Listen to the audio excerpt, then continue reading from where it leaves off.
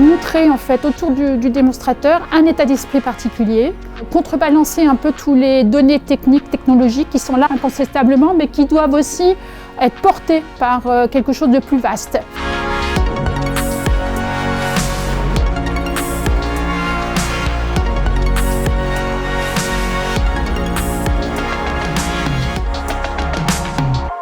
La technologie étant invisible, il fallait trouver un moyen justement d'être fiers et d'être ensemble fiers, de prendre ces enjeux en main et de le montrer très fort. Le dôme est l'endroit où on peut voir la technologie, mais tout autour du dôme, on a une ville résiliente qui s'installe. Et une ville résiliente, c'est quoi? C'est une ville qui est colorée, parce que la couleur, c'est la vie. C'est une ville de la diversité. C'est la même chose que dans la nature, on a besoin de diversité, on a besoin de redonner de la diversité.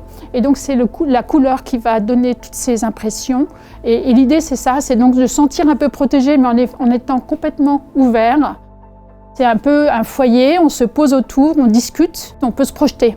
On a un peu tendance dans notre société aujourd'hui qui est très régie par de l'expertise, d'oublier les dimensions humaines. Et dans ce projet, ce qui fait la différence, c'est ça, c'est de pouvoir se projeter et de pouvoir remettre toute la partie sensible et la partie symbolique aussi au premier niveau. Donc c'était pas du tout l'idée d'être recroquevillé sur soi, mais au contraire, et ce qui m'a semblé le plus logique, de montrer la vie tout simplement, puisque c'est la vie qu'on défend en utilisant ce type de système.